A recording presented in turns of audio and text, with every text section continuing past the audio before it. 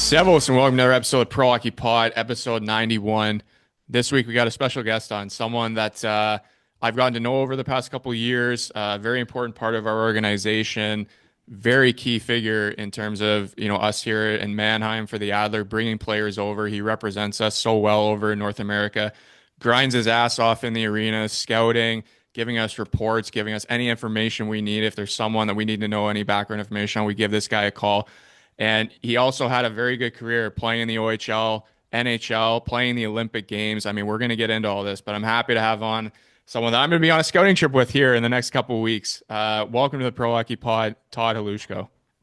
Thanks, Andrew. Yeah, no, I'm looking forward to you guys coming overseas again and coming back to North America. I know you're going to be happy as you'll be getting back home and you're going to be able to maybe have a quick visit. But before you do get back, we've got a hefty scouting trip up in upstate Michigan. So going to be fun. We've had some crazy snowstorms up here the last little while, so hopefully that side of it is gone because you know as well as I do, driving and that stuff's not fun. So looking forward for the trip coming back, and thank you for a very nice introduction. I think that's maybe blew it up a little bit too much, but I'll take the compliments when they come my way.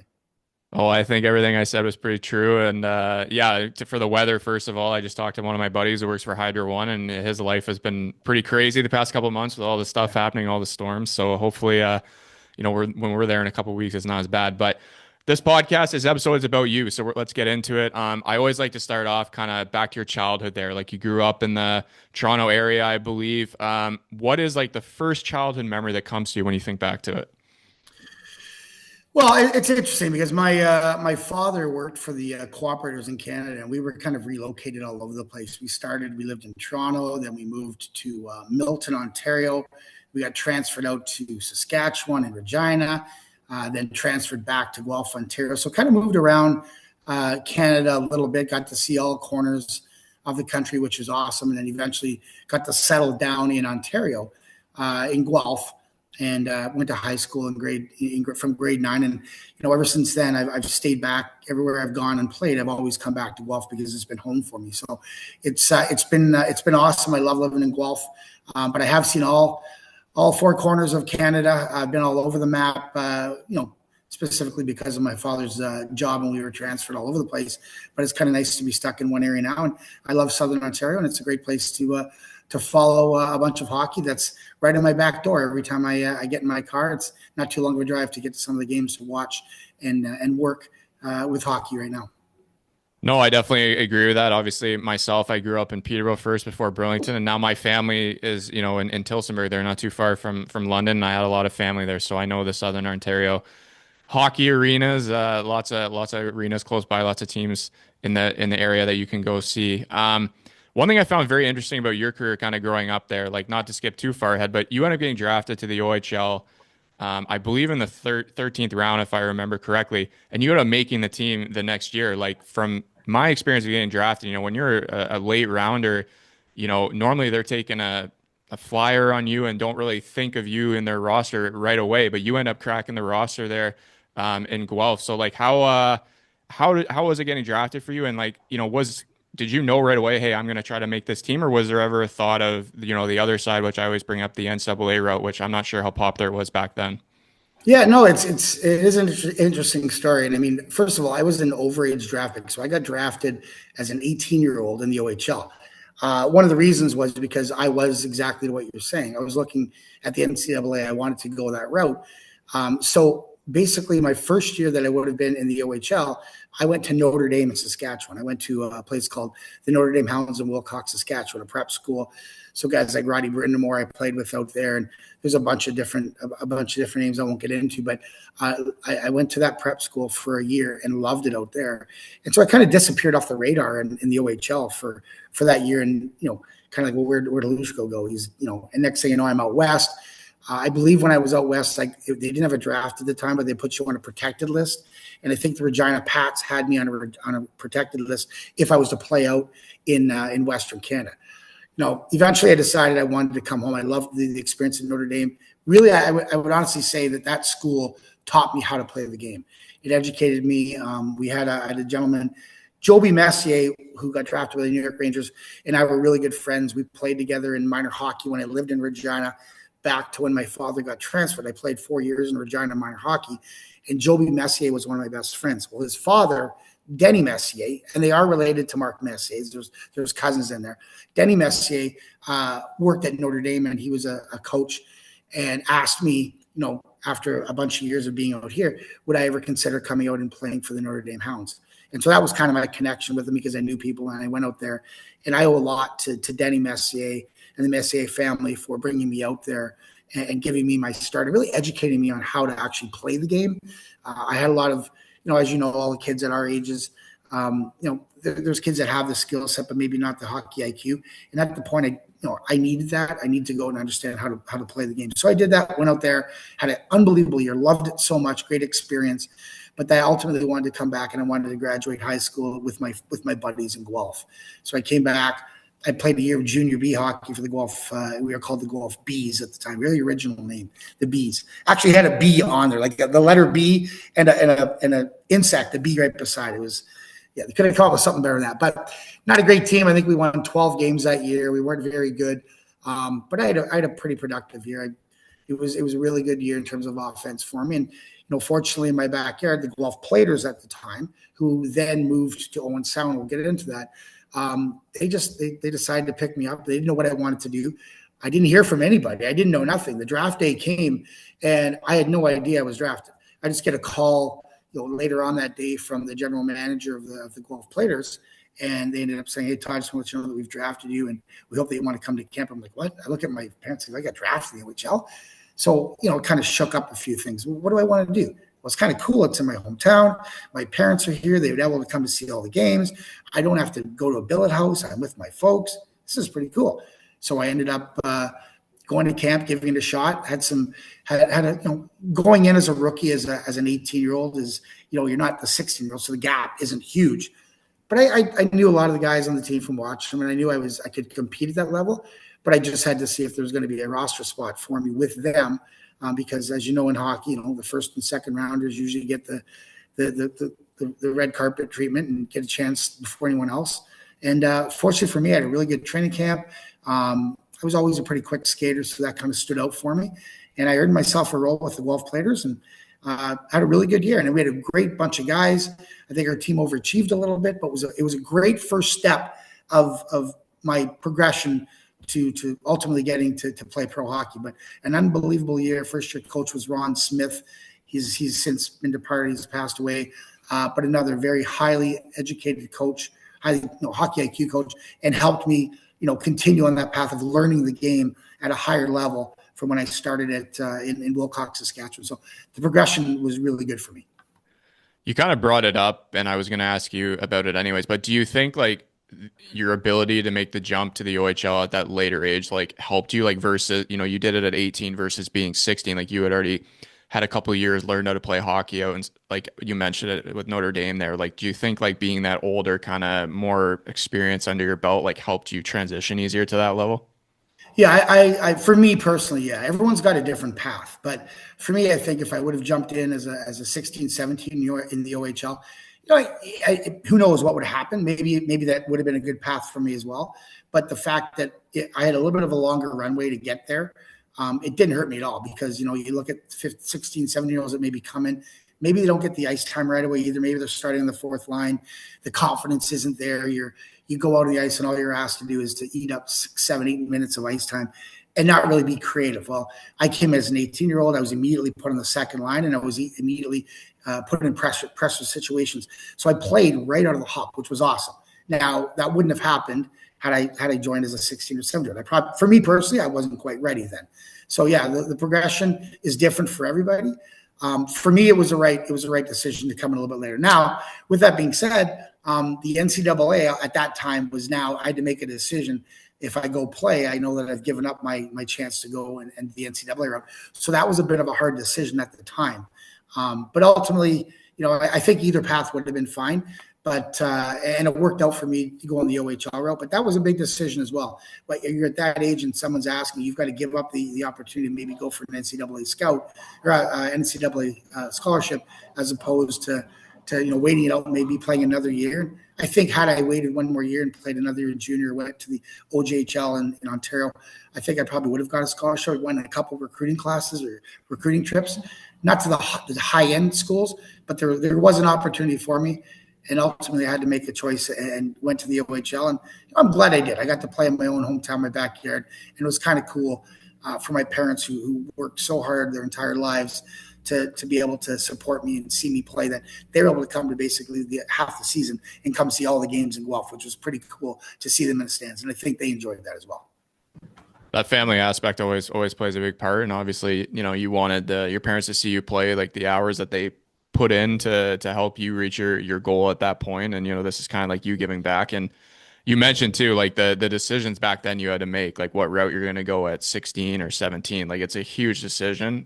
Obviously now they've changed the rules, so the decision doesn't really need to be made anymore. But for us, like growing up, it was a crazy, picking a career path basically at 17 years old and not sure which one would be better. But obviously for you, it ended up working out. Before we get into your last year there in the OHL, talk about the move. Like you mentioned, you guys are in Guelph, the Platters, and then you guys end up moving to Owen Sound. Yeah, that was kind of I don't think anyone really saw it coming. Maybe it was behind closed doors. Like when I joined the first year, I was so excited. We played in an old barn in Guelph called the Guelph Memorial Gardens, and anyone that played in the '80s back then, they knew that was it had a lot of character. It wasn't a big rink. We had I think you could pack 3,000 people in there. Maybe 3,500 was standing, but it was like an old traditional rink where everyone was on top of it. It was pretty cool when it was full. So playing that full year, I finished my last year of high school. I went to Guelph with all my buddies, and it happened to be the school where the players went to, because every time you go to an OHL town, the guys are going to high school. For the most part, they're all going to the same school. And for me, it was Centennial CVI in Guelph, and that happened to be the school where all the Guelph players went to. They went to Centennial. So I had to switch schools. Everything was great. All my same friends. And then all of a sudden, I was just engulfed by the hockey team, and now I'm the hockey player at the high school, which was kind of cool as well. But you maintain with all your friends, and it was kind of cool because all of my buddies that I had now integrated with the hockey guys. So I was bringing my buddies into the hockey circles and vice versa. The hockey guys outside of the hockey shows were making more friends because I was able to introduce guys to people. So that was pretty cool. But so we played the 1 year in Guelph, had a good run, went to the quarterfinals against the London Knights, lost in 7 games. And then it was like, after the season was over, it was about 2 months in, all of a sudden we got news that we're moving to Owen Sound. Like, what happened? Like, where did this come from? It is what it is. It's business. Had to make a decision. And we went to the small community of the Owen Sound, which, by the way, and they're still there today. They're doing awesome. The community absolutely loves their hockey team. But you're going from a pretty decent sized city in Guelph to a city that's maybe 20,000 people at the time in Owen Sound. So it's a little bit of a culture shock in terms of what are we doing outside of hockey right now? There's not a whole lot of places to go. Maybe one restaurant. They did have a theater, but you end up spending a little bit more time with the guys as well, because it's a smaller community, which was great because it brought the team together. It was a little bit more of a tight-knit community. But the move to Owen Sound was pretty cool. The fan base there, they were excited. It was the first time they had junior A hockey in the city. So all of a sudden, we became the only show in town. You're walking around towns, you got Joey's Pizza, whatever. It's, come on in, we'll give you a free slide. Like they really brought you in, and they really embraced us that first year. And it was awesome. It was an awesome experience. I loved it. It sucked that I had to leave home, but it was only 100 kilometers up the road, so my folks were still able to come up lots. But spent only half a season in Owen Sound, which was unfortunate because you make such good friends, and I'd never experienced a trade in my life. I didn't know what that was all about. I didn't understand it. And about halfway through the season, the London Knights, who were making a run for it, they decided they wanted to make a trade. The previous season, I had a really good playoffs, and we played London. So the coach and GM there was Wayne Maxner, and I was a bit of a pain in their ass the whole series. So he figured he'd rather have me on their team as opposed to playing against me. Made the trade for a player named Jeff Christian, who ended up being a very good hockey player as well, Pittsburgh Penguins draft pick. One of those situations where both teams kind of made out pretty good. Jeff was a little bit bigger and tougher than I was, so he came into Owen Sound and gave them an element that maybe they needed in terms of the toughness. And then I went to London, being a little bit more of the offensive guy and having a little more speed. and we had a big tough guy named Louis DeBrusque, who everyone would probably know nowadays.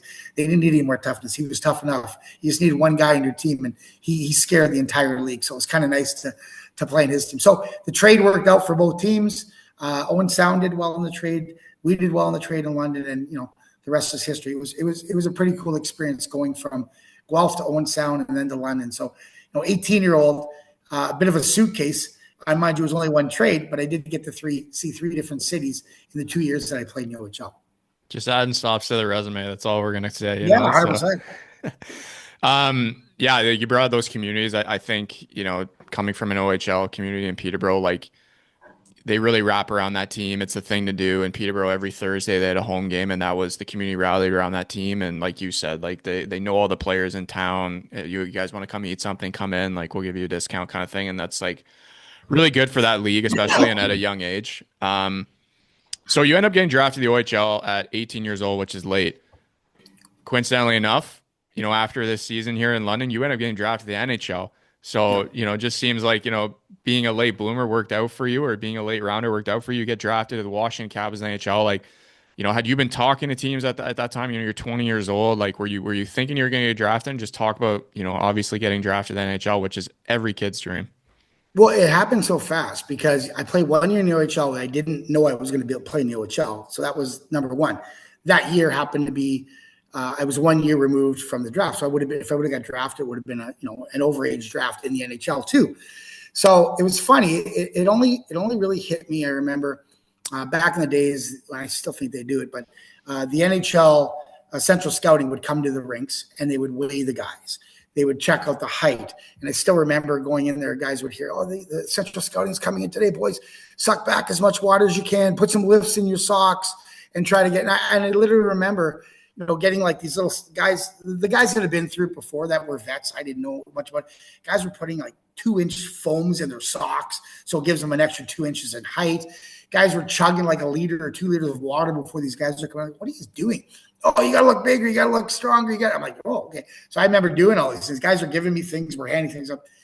It's not their first rodeo. I mean, I get in there and I'm listed at 5'11", and I'm standing there and the guy's looking at me and I go, 6'2". I go, geez, we didn't know you were that big. They're laughing. They go, take your socks off, sir. Take my socks off. These foam inserts come out. Now I'm back to 5'11". So they knew all the tricks of the trade of how it went, but it was kind of funny how the guys that were, getting measured and drafted think that they had the wool pulled over these eyes. These guys have been doing this for 20, 30 years. They know all the tricks, but you still kind of did that. But to your point about, was a surprise. Yeah, it was a little bit of surprise. I didn't have I wasn't under the radar. I got traded from Owen Sound to London. So all I was concentrating was just going in and getting integrated with the London Knights and start having some good relationships with my teammates, get some chemistry. And that went really well. And then ultimately I started scoring more goals. Things were going well.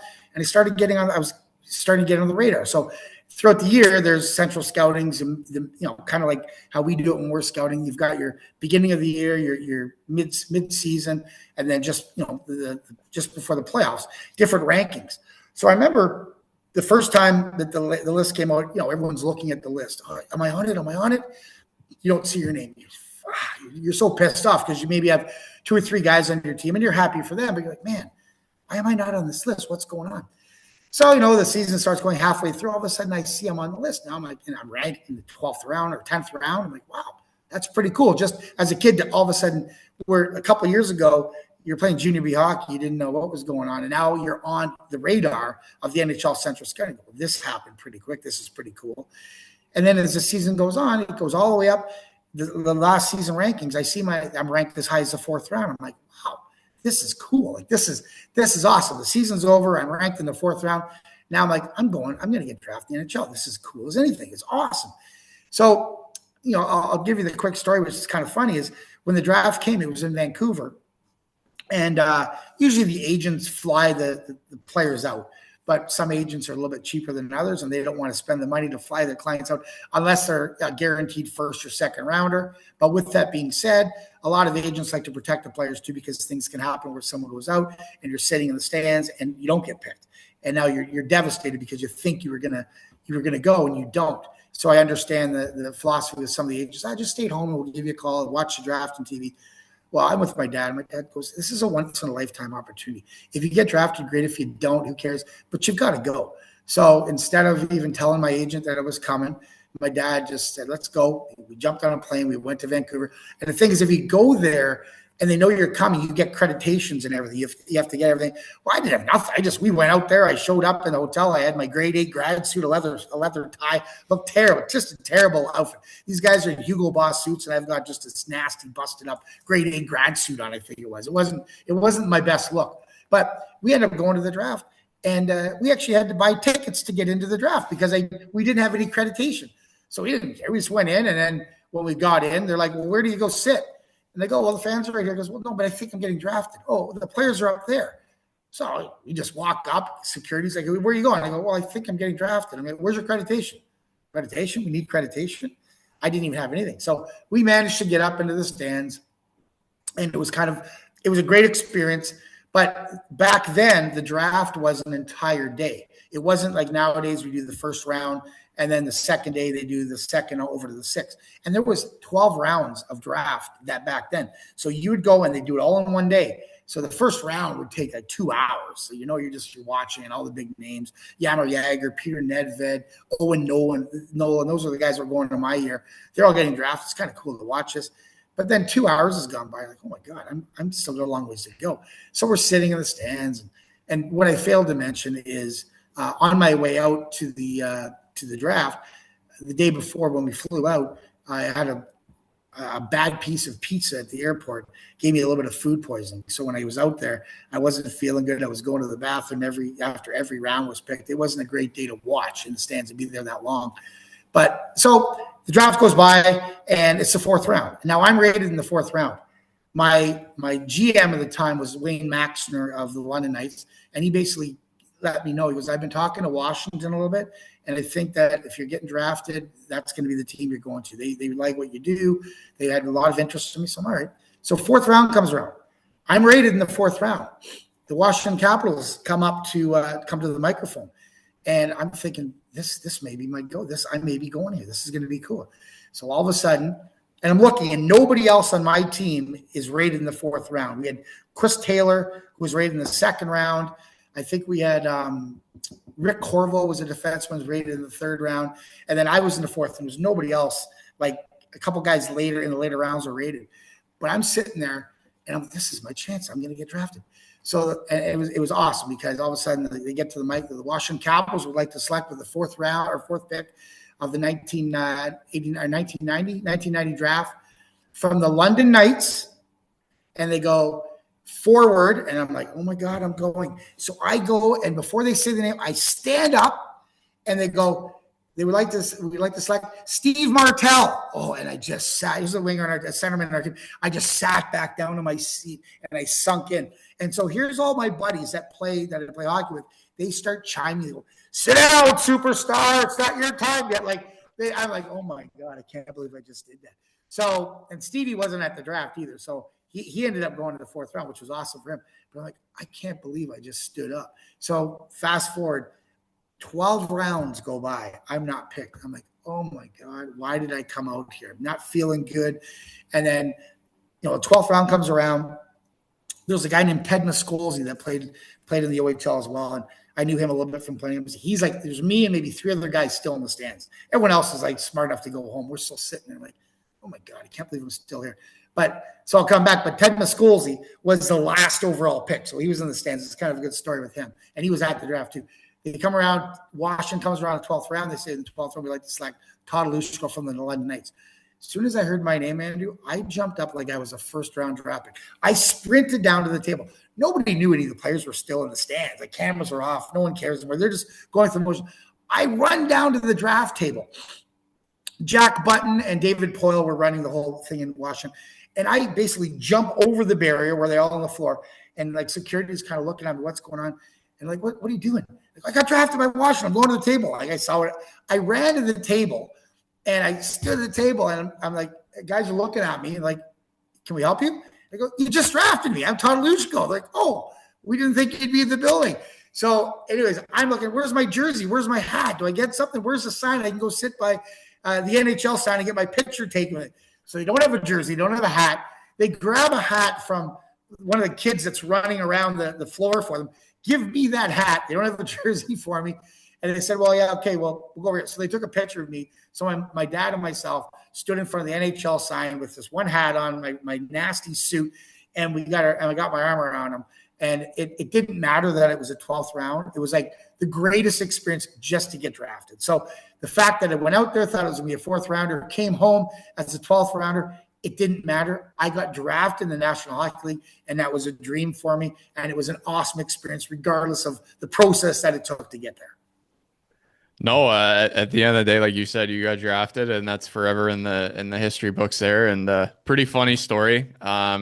Knowing you you have a lot of good stories. So shocking that your draft day one has a funny moment like that in it. Yeah. It would have went smoother, to be honest, but it was what it was. So throughout your career, like after that, you're gonna make a jump to pro. You play in the AHL there. And one thing I thought that was cool about your career you end up making an NHL debut in 1993-94. But the year before that, you do something that like doesn't exist anymore. And I'm always curious to talk to the guys that did this. Like you played for Team Canada internationally for like a season, I believe. And like back then, I remember you talking about it a couple of times we've been together about this, but can you just explain that year? Like you play 2 years pro in Baltimore, and then you go play for Team Canada for like a full season, and play whatever it is, 50 something games. And I'm guessing this was gearing up for potentially the Olympics coming the next year. But just talk about that experience and how that opportunity came about. Yeah, no, it was pretty interesting. Like you said, I played 2 years in the American Hockey League. My last year in Baltimore, my second year in Baltimore, I was 21 years old. So it's kind of an interesting story. My second year with Baltimore, I had a really good year. I think I had 51 points as a 21-year-old, 17, 18 goals. I produced big time in the American League at that young age. And I remember our year-end meetings, I was meeting with David Poyle, and it's kind of funny because I've talked with him since like way back then. We had a year-end meetings, and I'm going in after finishing 2 years thinking, I just had a great year. I'm 3rd or 4th in my team in scoring. I'm going to get another contract. This is going to be awesome. I go into the office, and David Poyle says, Todd, thank you for the 2 years. You had a great year this year. But unfortunately, we're going with the youth movement. I'm looking, I'm 21 years old. The youth movement, that's the best you can come up with, is you're going with the youth movement. I understood the dynamics. I was a 12th rounder. I wasn't a lot of investment in me. So hence the reason I understand the 1st, 2nd, 3rd rounds, they're going to have a longer runway and they needed to make some room. So anyways, I was basically out of a job after having a great 2 years in the American League. I had a couple of offers to do American League tryouts, but no one was banging down my door to give me another NHL contract. I'm like, man, I wonder if there's other options. So my agent at the time was Rolly Thompson, and he goes, listen, there's an opportunity. It was 1992-93 season, and he goes, would you like to go give the Canadian national team a shot? So it was a full-time team that was based out of Calgary at the Father David Bauer rink in Calgary, Alberta. And you went up there, and the team would play 50 to 60 games, and they would only play in tournaments. So, and you would gear up and you would play in little international tournaments, like in Germany, we know we have the Deutschland Cup. So Team Canada would go represent Canada at the Deutschland Cup. We would go to Russia. This was pretty cool. I got to play 2 tournaments at the Izvestia Cup in Russia in 1992, 93, and 93, 94. I played 2 years there. You knew nothing about Russian players back then, or nothing about the country. And you went over there, and man, did we get schooled big time when you stepped on their ice and started playing that international hockey. We thought we were pretty good. You didn't understand how good the hockey was until you went and played in the Izvestia Cup, which is a completely different podcast we could get into. But what an experience that was.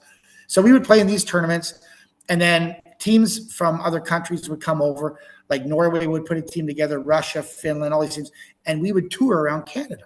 And we would play from Nanaimo, British Columbia, and travel across Canada and play in Prince Edward Island. And we would make our stops in all these different provinces and play games in little communities that don't have hockey or don't have big name hockey. Like I remember going to Yellowknife, Baie-Comeau, we were up in Alaska. We went to all these, that's the States, but we went to all these little communities that didn't have hockey.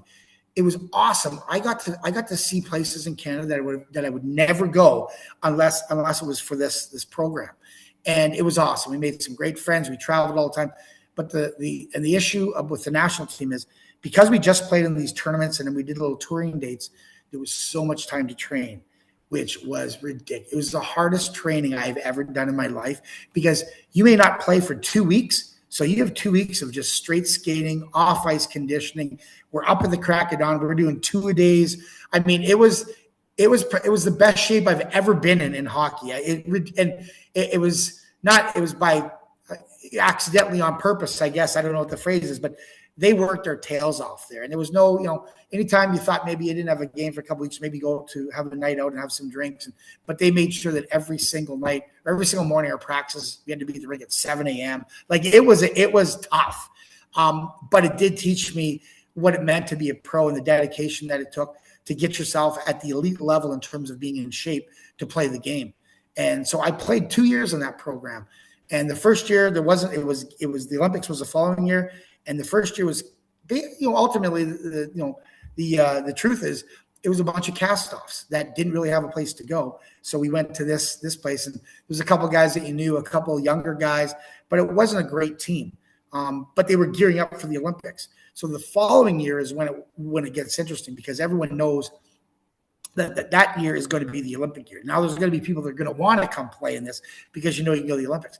So I think there was only 3 or 4 guys from the previous year that got asked to come back to the main camp the following year. I was one of them.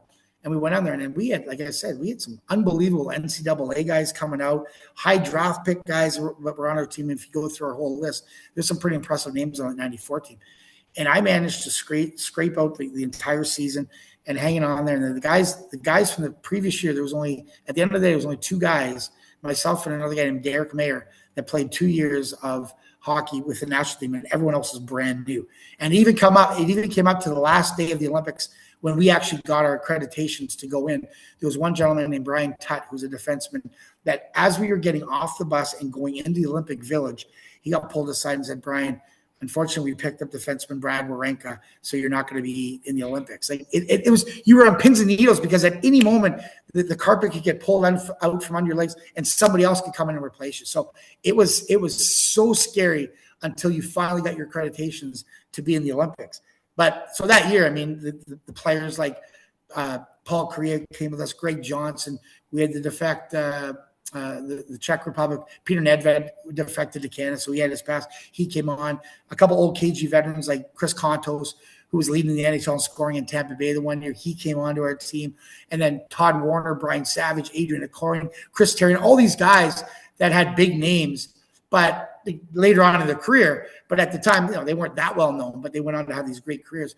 These guys all came in, Dwayne Norris, Todd Warner, they all came into the mix, and we ended up playing probably half a season, all of us together. And then, like I said, just to be able to crack that lineup for the Olympics was a major accomplishment to get there. So 2 years of a program that was basically meant to have some casts off to go play in these tournaments, but then eventually got narrowed down to be, this was going to be our team that's going to play in the Olympics. And I happened to make those 2 full years. Unbelievable experience. Absolutely nervous as anything every single day going into the rink, because you didn't want to get cut from that team. So you had to be on your toes every single day. And especially for someone like me that was kind of high draft pick, kind of flew under the radar, I would have been the easiest guy to get rid of and cut and not be a big deal. But Tom Rennie and Danny Dubé, the coaches, believed in me at that time. Paul Henry was our GM, and they stuck with me. So I owe a lot to those guys for not only giving me the opportunity to play for that national program, but actually going on and playing the Olympics in '94 and ultimately winning a silver medal.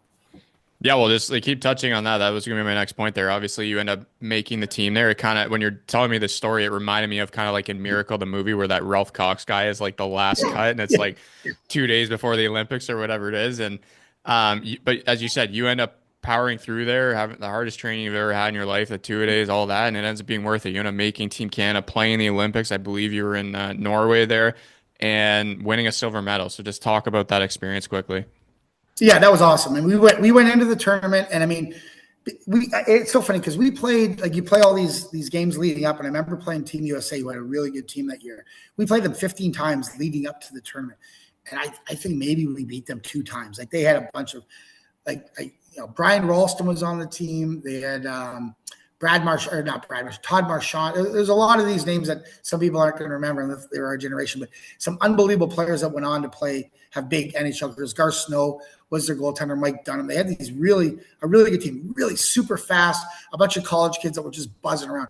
And we just couldn't figure them out the whole pre-tournament. It's just, I don't know. It was really hard. So we go into the tournament, and there wasn't official rankings, but they had us pinned finishing 6th or 7th. They didn't have us being one of the favorites at all.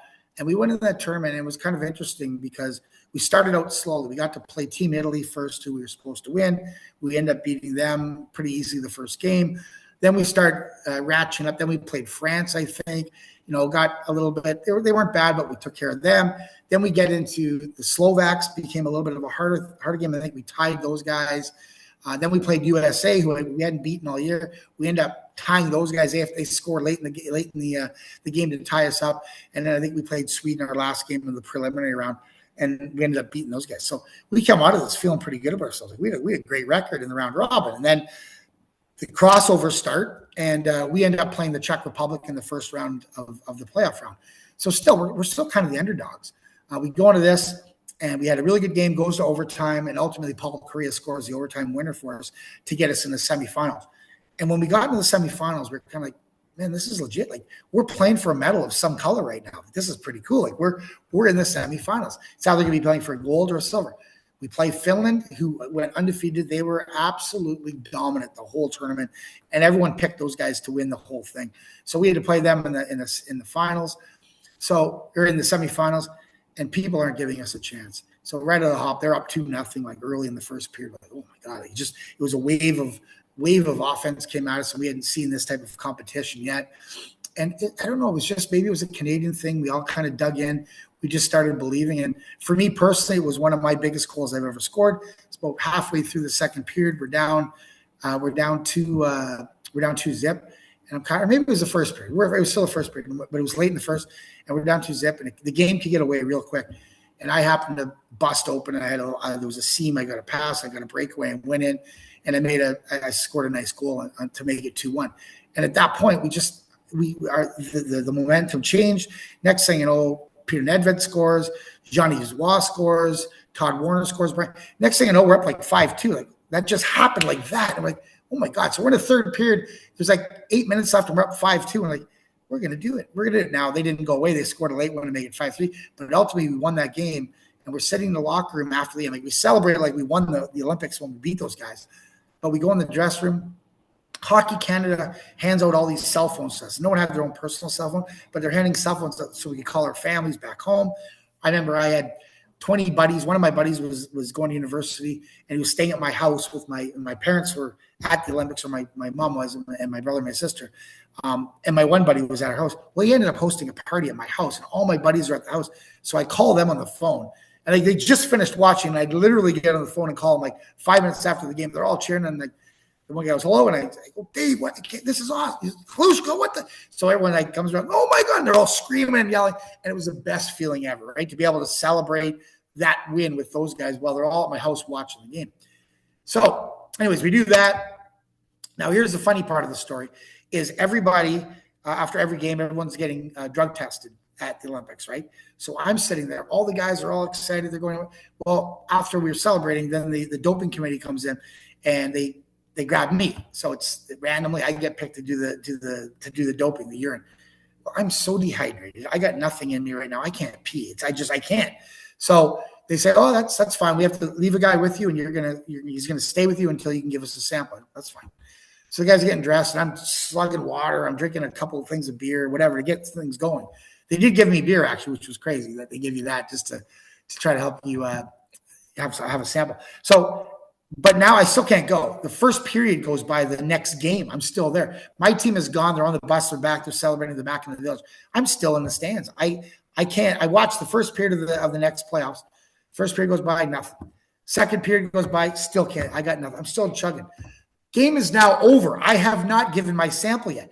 So now finally the players from the next game are getting pulled into the doping room, and they're pissing before me. So they're giving their stuff.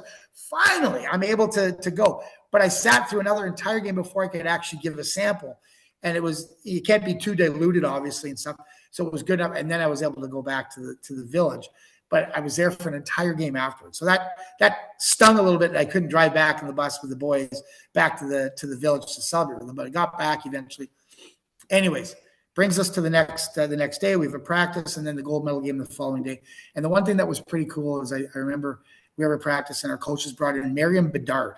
And for Canadian Olympic people that love cross-country skiing, and I forget what the name was, cross-country sheet, and you're shooting as well. I forget the name of it.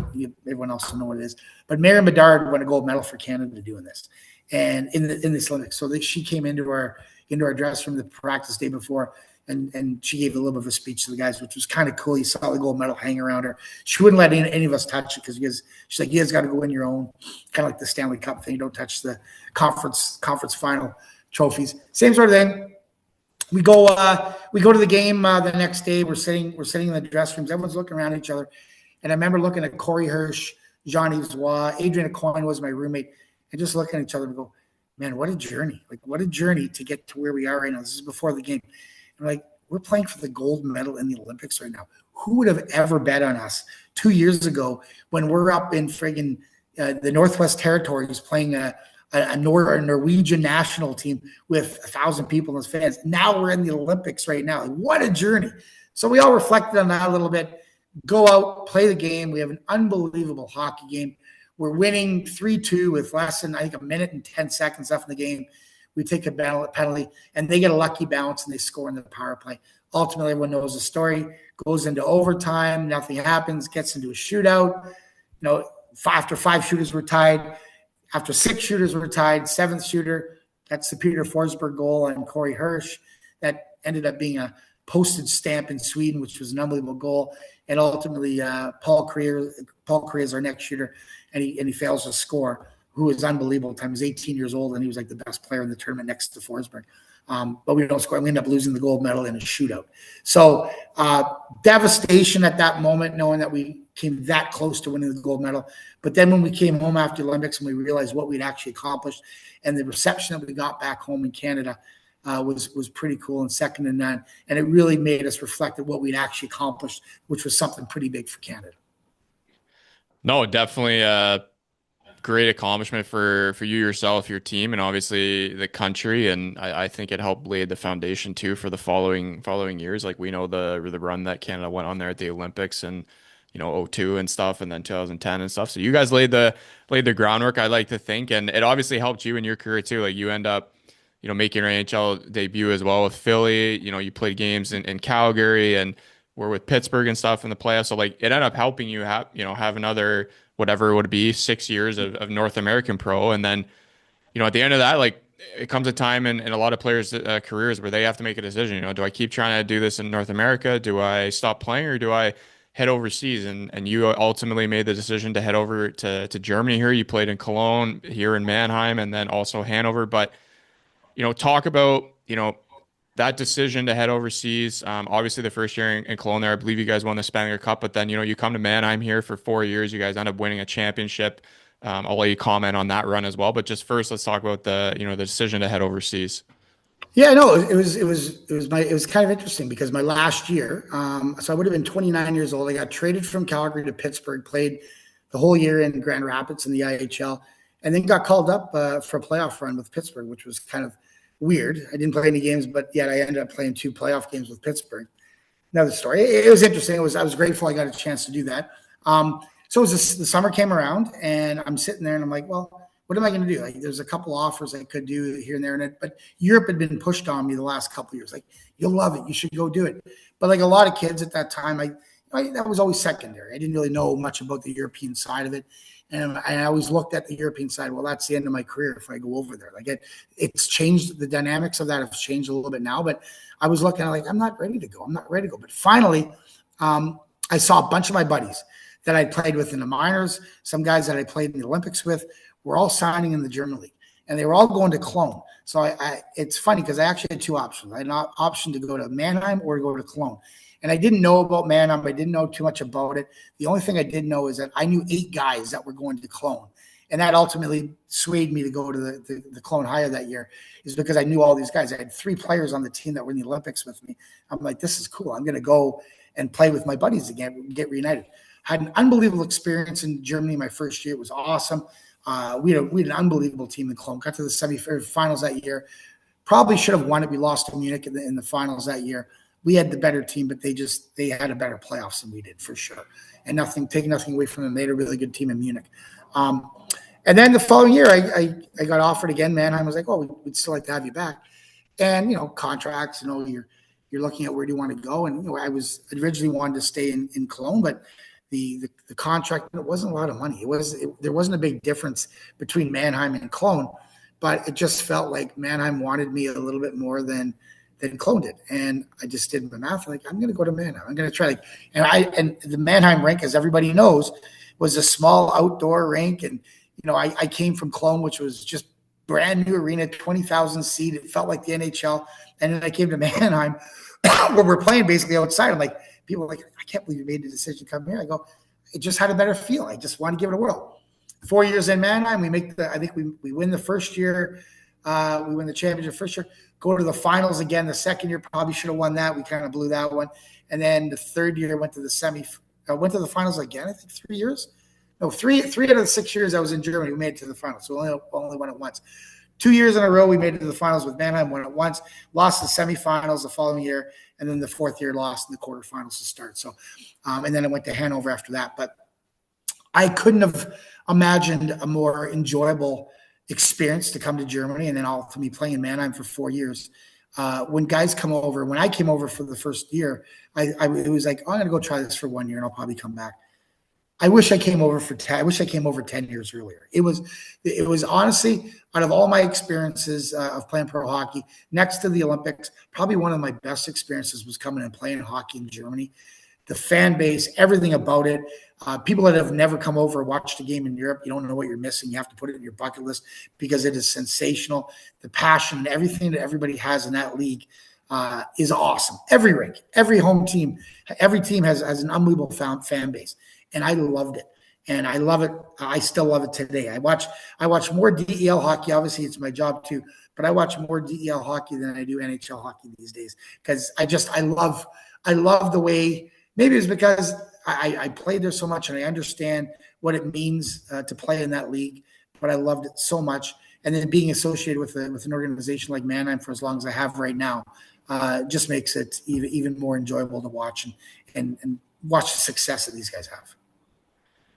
Everyone I have on who's ever played in North America and then has transitioned to Europe, they always say the same thing. And like kind of what you just said, why didn't I go earlier? Like I think there was always this fear of like, if you go over, it means you're done. You can't return to North America, or it's going to be like, so different and a tier lower that you're not going to enjoy it. But so many players, especially now, are coming over and realizing, it's easier on the body. It's a great atmosphere every day. It like doesn't matter if you're on the road or playing at home, as you said. Like the barns are packed. It's that kind of football atmosphere.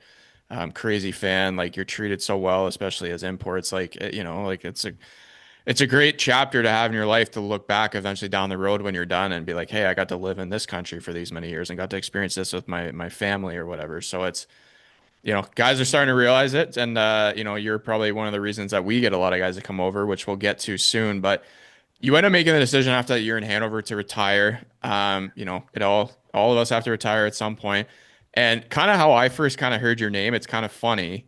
You end up playing for the Dundas Real McCoys, which is a senior A team just outside Burlington there. And one of my good friends, his dad, Mark Juris, played for that team for many years. I promise you, he'd be still playing now if he could. Like he 100%. loved it there. But maybe talk about the like transitioning to that, and also like talk about like obviously Mark, because that's where I kind of first heard your name, and that's what's kind of opened my eyes and my first idea of like there's careers in Europe in hockey, because I had heard that you obviously had played over there and then were getting a job with Mannheim as a scout.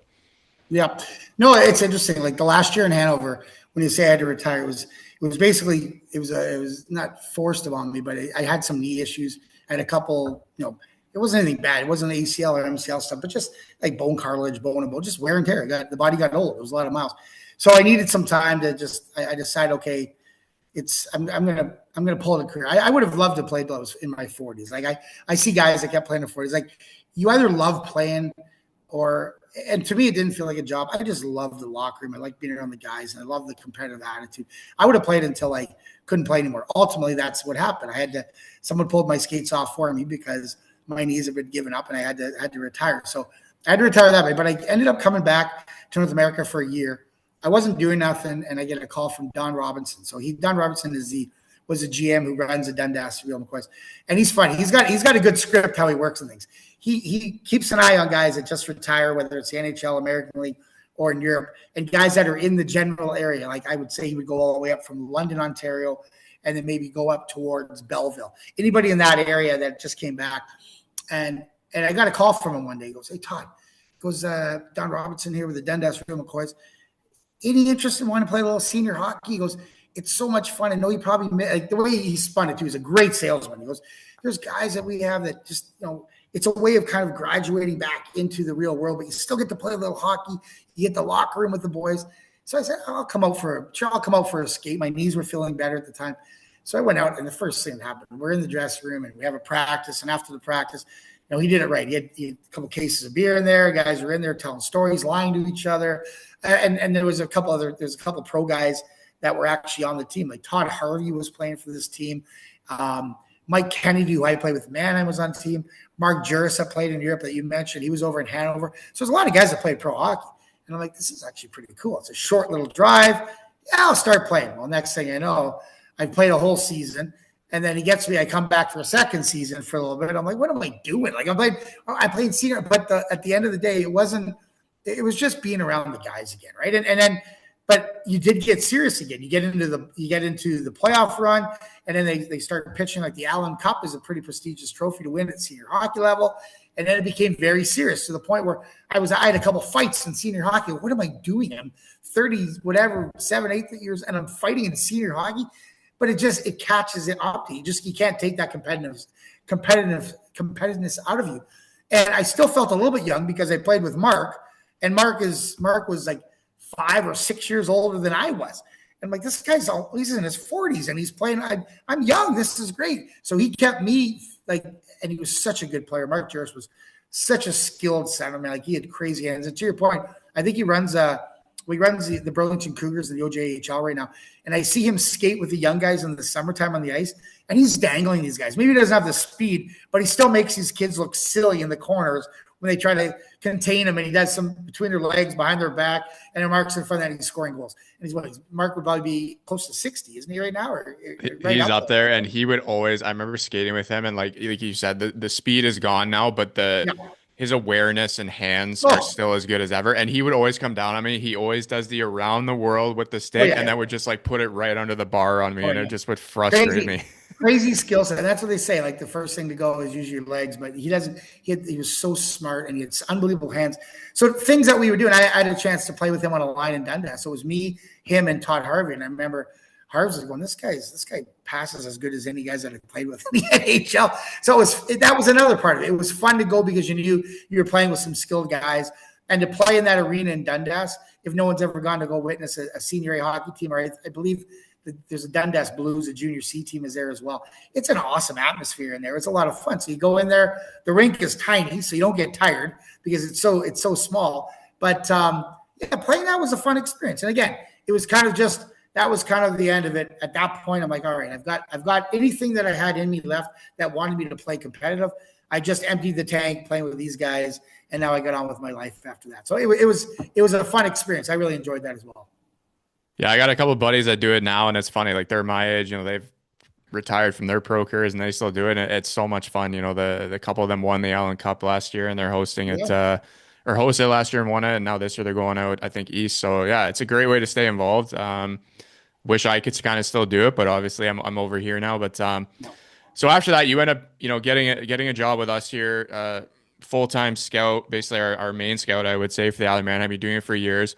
By the way, I messaged Elite Prospects for you to get your resume updated, so now it's up to date from the past couple of years, because that was a pet peeve of mine. I saw it and I'm like, this needs to be updated immediately.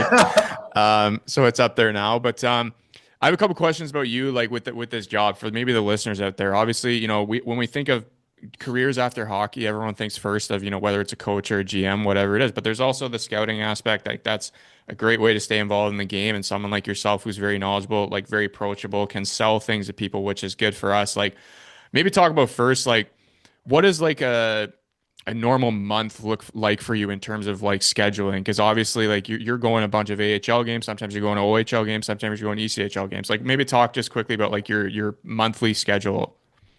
Well, I think that the first thing that you got to do, it's like something that I didn't have to do for a long time, is that someone would give me an itinerary and I look at it and I just have to be here and here as a player. Okay, be here, show up at the airport here, be here. We're playing a game, pre-game, post-game meals here.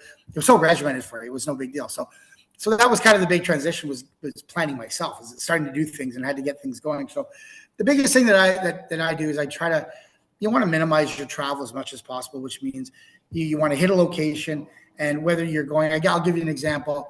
If I'm going to watch the American Hockey League and I'm doing it in Canada, I'll look at the Laval, who's Montreal's farm team, Belleville, who's Ottawa's team, Toronto, who's Toronto's team in the American Hockey League.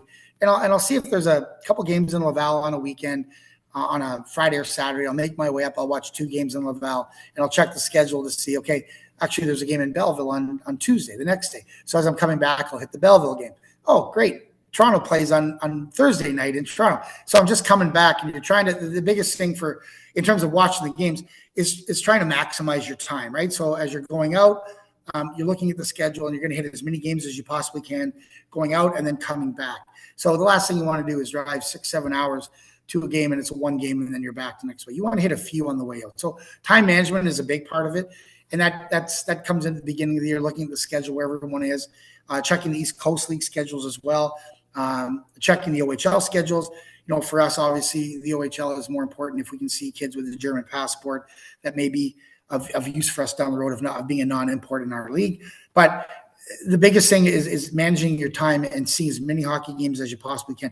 For me as a scout, you can never see enough, because you may see a guy one night who has an unbelievable night, and then the next night you see him again and he disappears. So it's getting a big, broad range and a number of games to get a really good assessment of what that player actually is. So the more you see him, the better understanding you have of what type of player he's going to be. So I would say the scheduling stuff is a big part of it, is figuring out where you're going to be, where you're, and not just going to places just to watch hockey.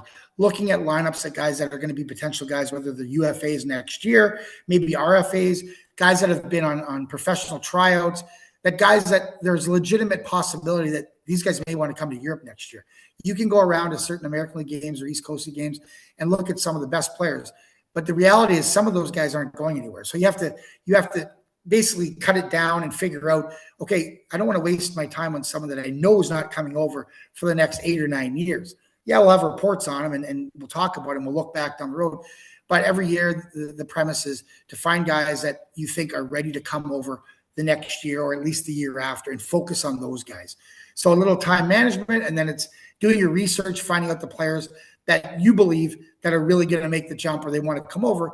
And then the follow-up to that is trying to reach out to their agents or reaching out to that player themselves and find out if their head is in that space too. Are you really thinking about coming to Europe next year? Well, yeah, I really am. All right, let me give you an information call on what our league is all about. And then that's how the process starts.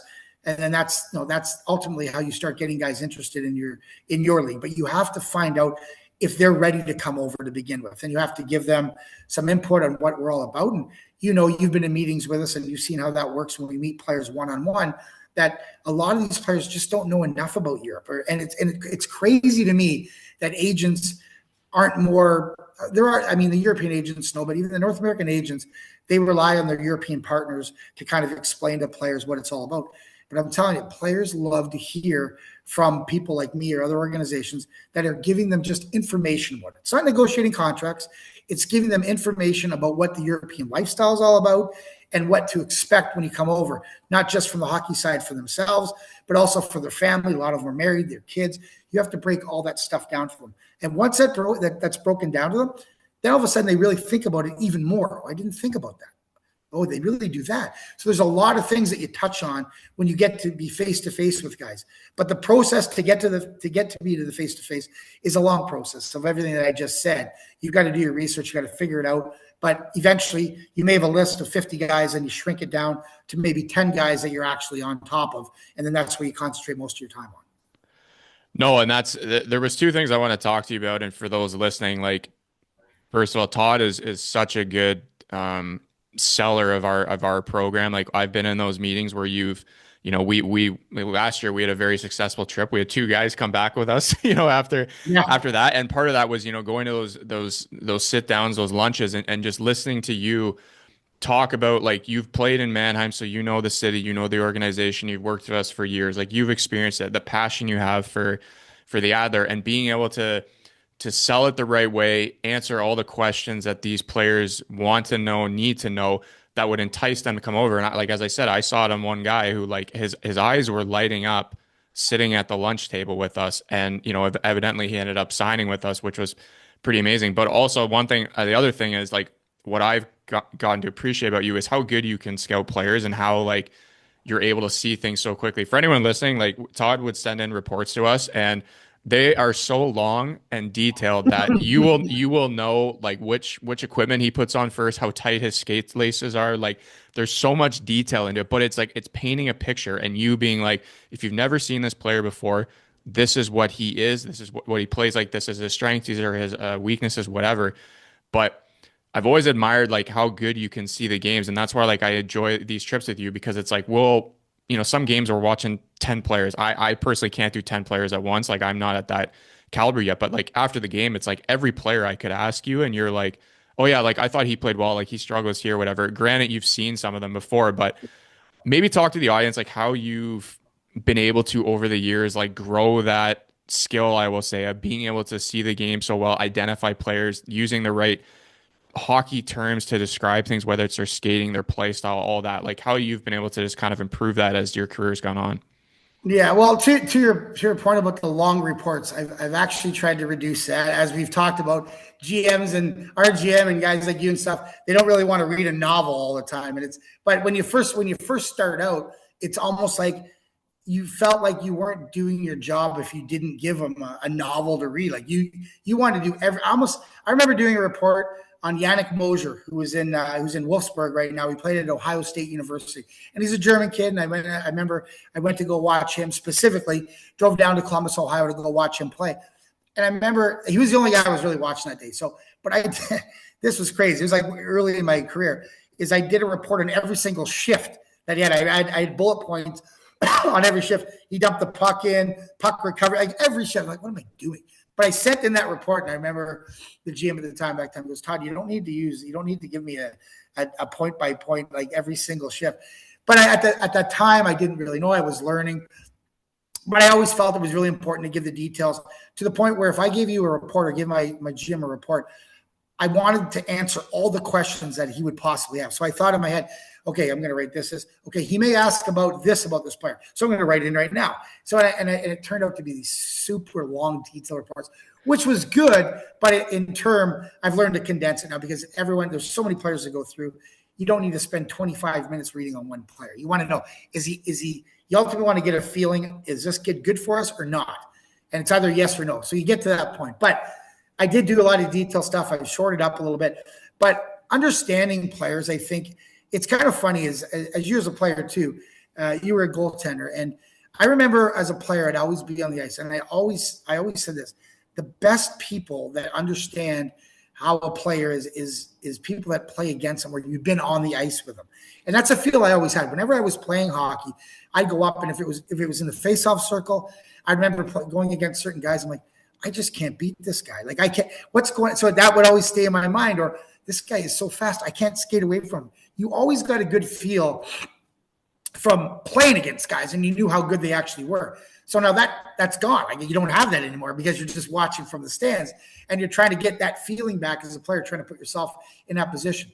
But for me, I've been lucky enough to watch a ton of hockey. I had a chance to work for the Toronto Maple Leafs, and I did their broadcasting and the Fan 590 in Toronto for 3 years.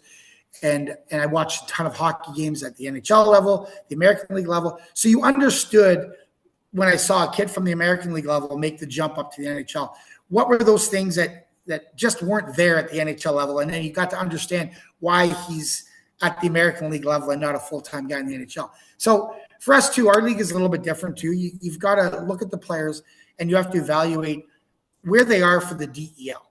We're not the NHL, but with that being said, our league is awesome. I don't ever berate the level of our league. Our league, I think, is one of the top leagues in all of the world. You get the NHL, and then you've got 3 or 4 different European leagues that can all compete. Hence the Champions League, you always see teams at the same level. So my whole goal is to look at a player and go, okay, what is he going to bring from the American League? Can he do that in our league? And you go through everything, and you watch them enough times, and you figure out, okay, this kid may not be getting the ice time that he's getting ready in the American Hockey League, but you still know that kid has a skill set.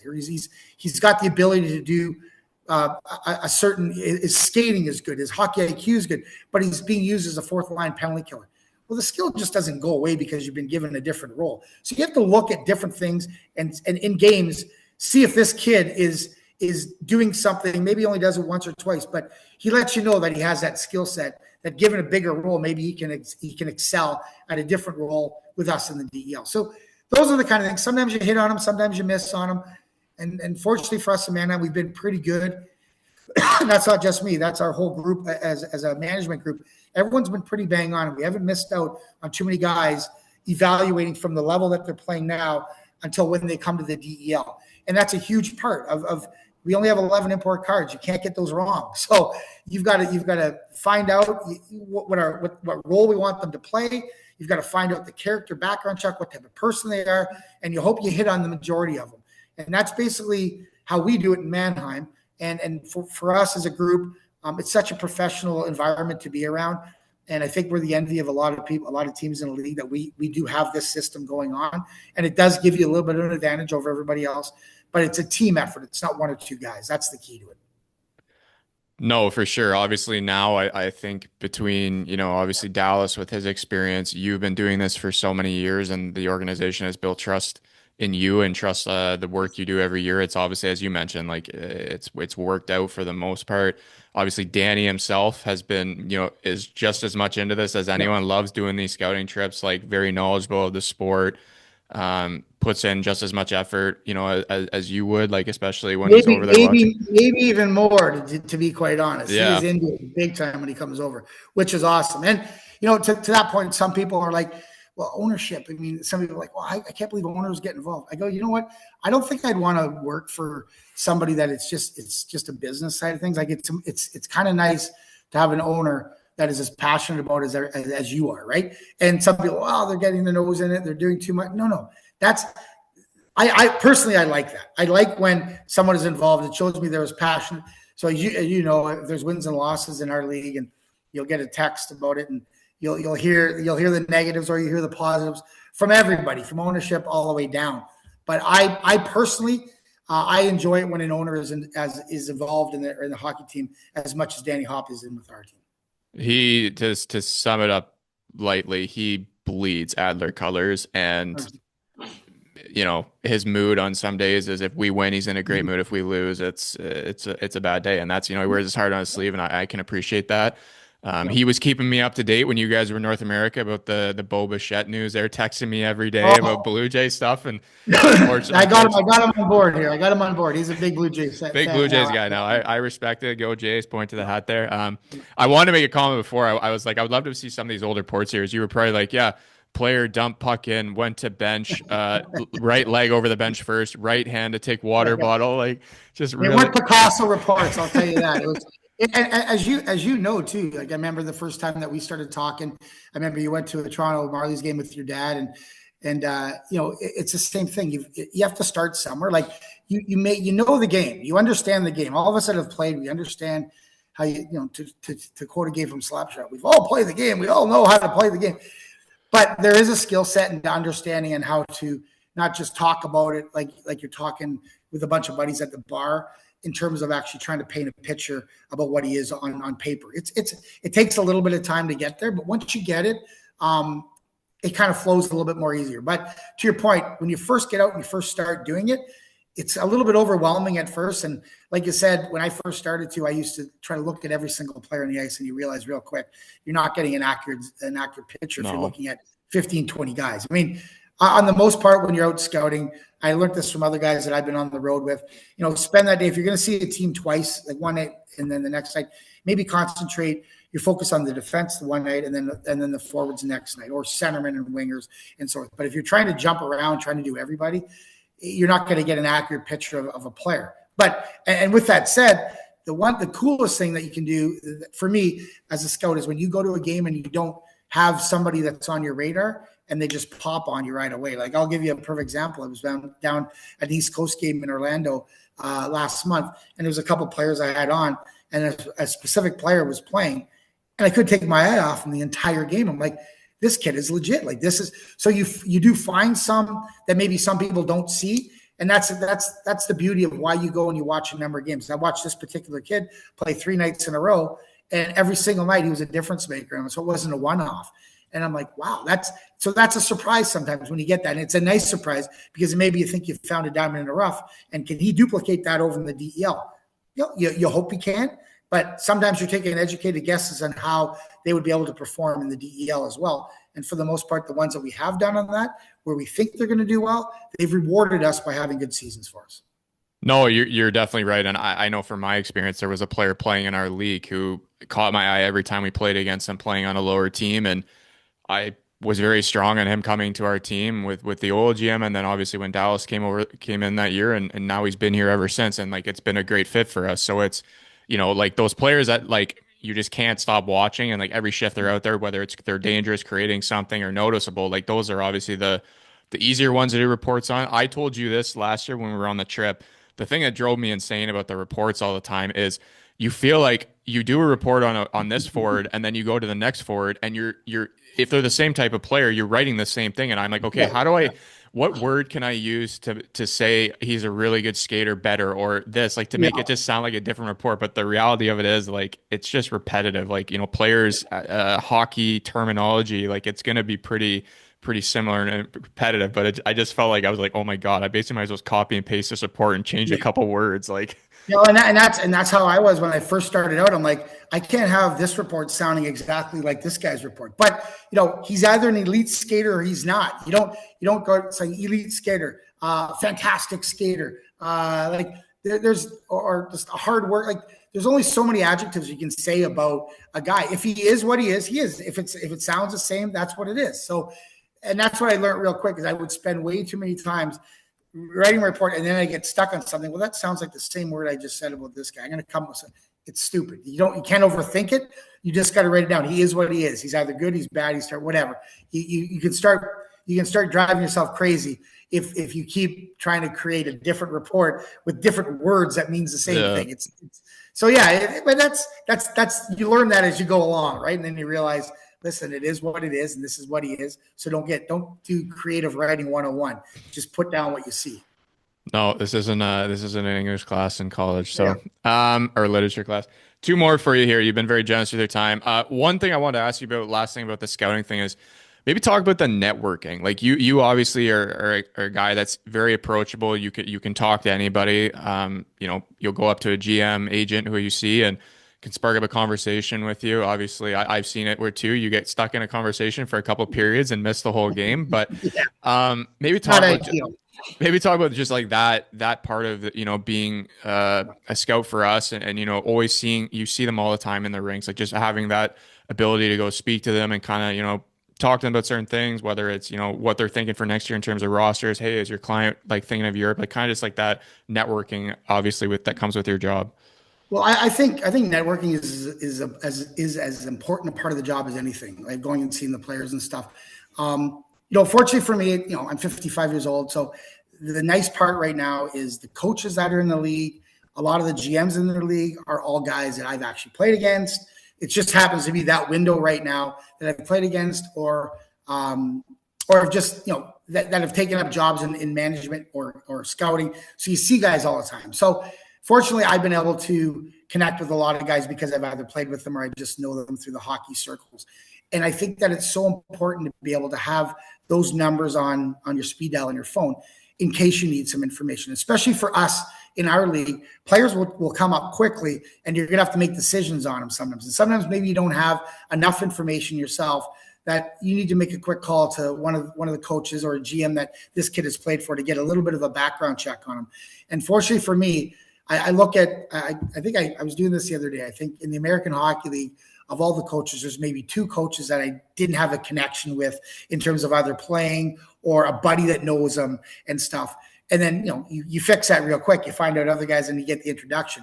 But I think it's so important to be able to have that connection where you make your number full ends up on their screen and they pick it up. Whereas opposed to other ones are looking at, oh, this guy can wait. So I've been fortunate enough to make good relationships, and I think fostering those friends and the networking that you have is so important in the game of hockey because everyone has a different opinion. And you'll get a different view from a certain player who's played for a guy for 3 years, and then maybe that guy played for him 3 years before that.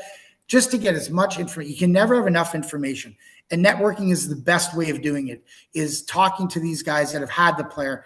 Oh, I heard this about player X when he played for you. No, that was nothing. You're squashing things that may be negative, or you're squashing things that are overemphasized as being positive.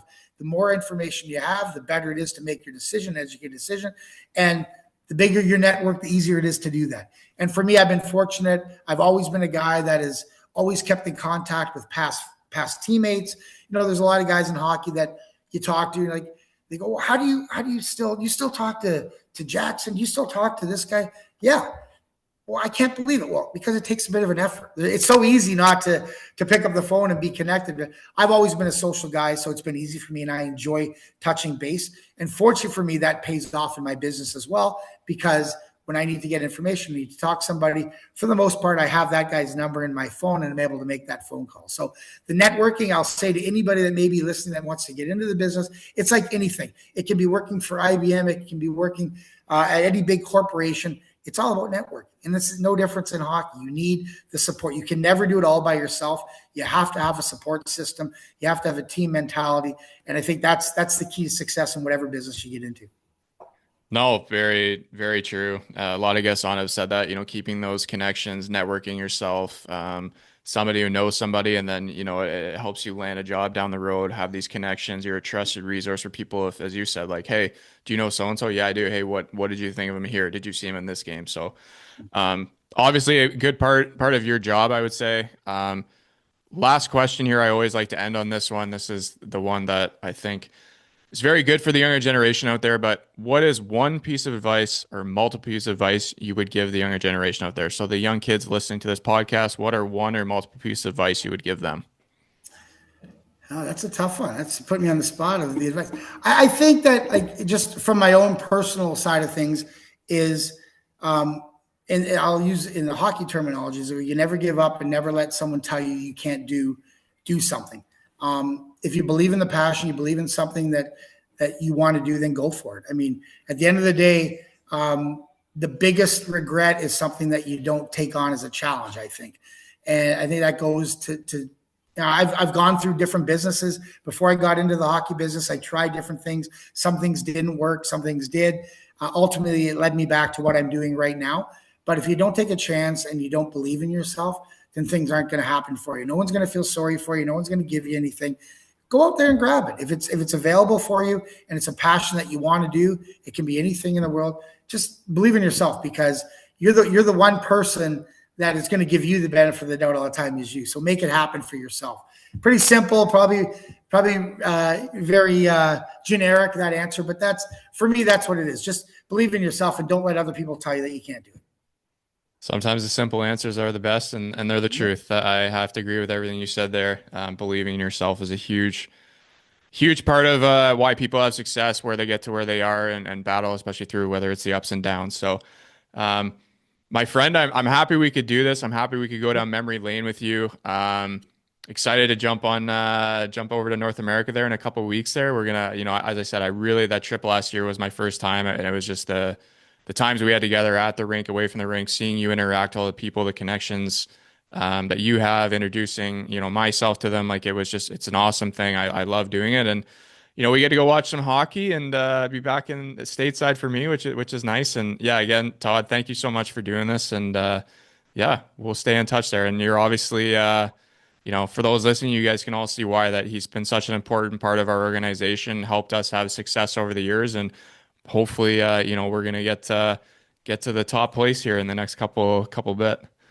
Yeah, well, let's hope that this season continues to go as it's going for us personally, and we're celebrating with a couple of beers in Germany at the end of the year. So, but no, it's gonna be fun to see again. We've got it'll be a little bit of a drive up and down Michigan from Detroit to Grand Rapids, but we get to stay in your favorite hotel, the JW Marriott in Grand Rapids. I know much you love that place. The free breakfast was always a fan favorite for you, so we'll get They to have do that they have again. a Starbucks downstairs. That was the reason Yes, why I loved it so much. that's why So you liked it so that's much. why I Exactly. liked it. And we might. I'm going to say this on the podcast, so hopefully it comes true. I was talking to Danny the other day. There might be a flight coming. There might be a flight from Michigan to Toronto because then we got to go to Belleville after. So it actually We, makes more we sense. may yeah we may eliminate that 7 hour drive back to Toronto from Grand Rapids, which would be nice, but we'll see. Either way, it'll be fun. If we're in the car, we're talking hockey for 7 hours with a couple naps in between. So we'll see what happens. Yeah, for some of us. All right. Well, looking forward to it, my friend. Thanks again. For those listening, hope you guys really enjoyed this podcast. As I said, Todd is a very big piece of our team here in Mannheim and a big reason why we have a lot of the North American guys come over. If you ever see him around the rinks, he'll talk to you. Don't be afraid to introduce yourself. Thanks for listening, and until next week, choose and ciao.